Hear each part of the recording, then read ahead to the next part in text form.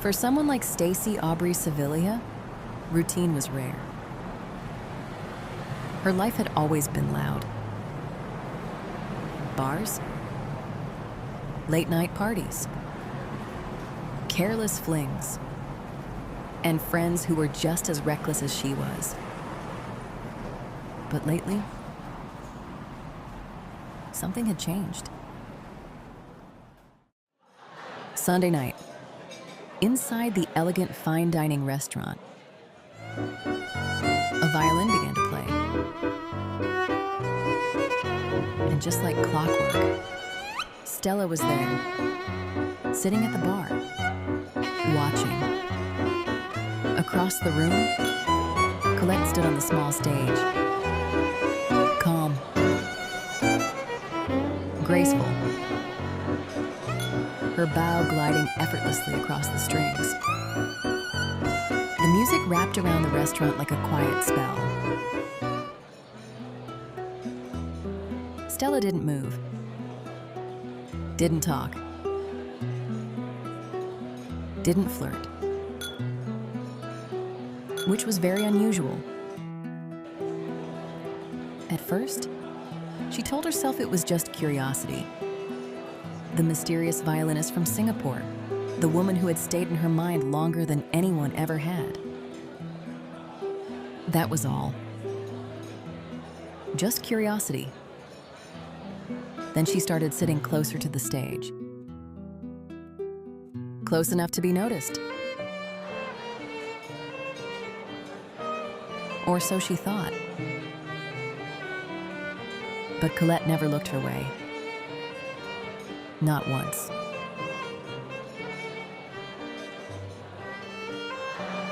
So Stella tried something bolder. When the performance ended, she clapped louder than everyone else. Even gave a playful whistle.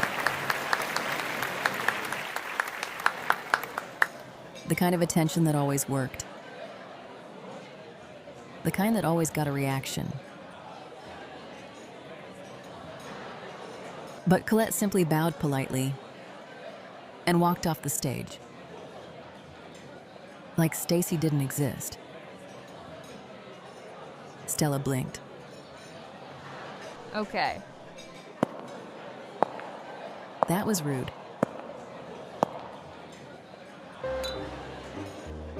And yet, she came back the next Sunday. Again, and this time she sat closer. Strategically, and waiting. When Colette stepped down from the stage, Stella leaned against the counter. Beautiful performance. Her voice carried its usual charm. Confident, effortless, and dangerous. But the violinist didn't react. She didn't pause.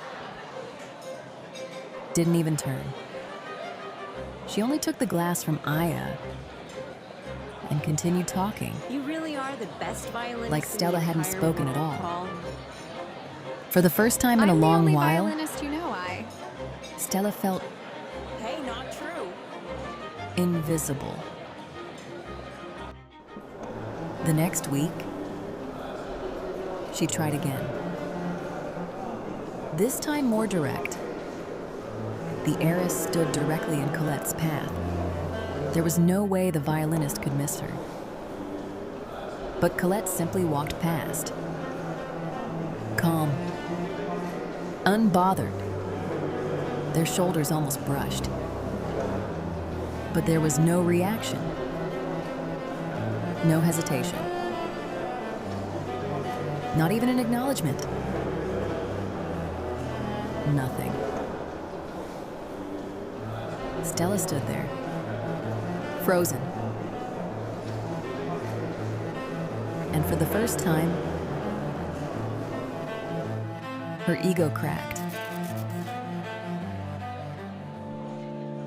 It wasn't curiosity anymore. It had become a habit. Every Sunday, Same seat, same violin, same woman.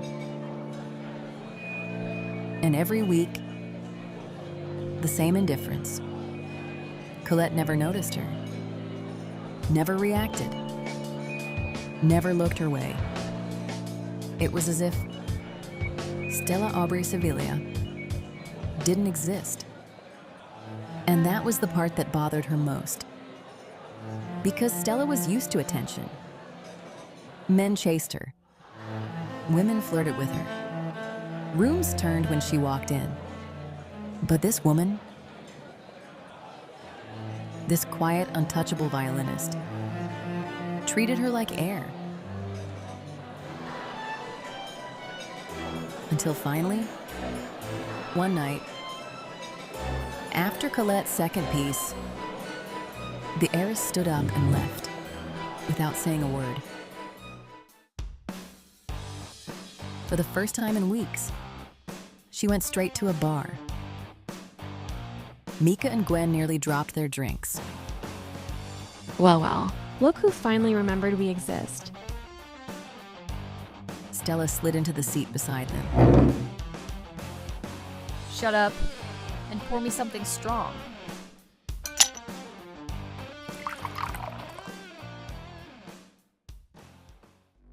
By the third glass, Gwen leaned closer. So, who rejected you?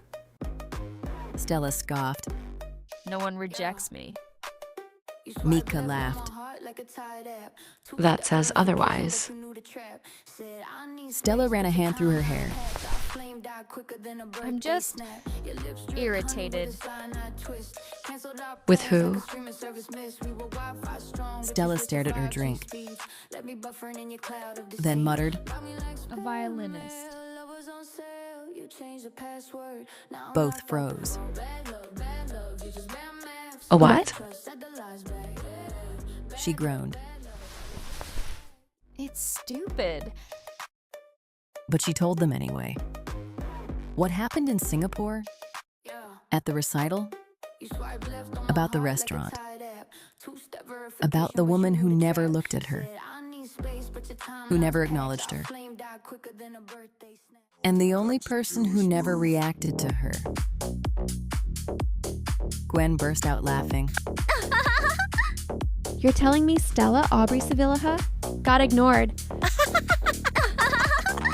Mika wiped tears from her eyes. This is the best thing I've heard all week. Stella glared at them, I hate both of you. but their laughter only made it worse.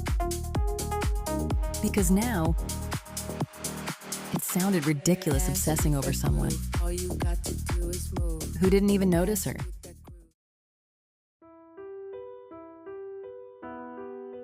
So she drank more, until the embarrassment blurred, until the frustration became something heavier, something she refused to name. Because the truth was simple.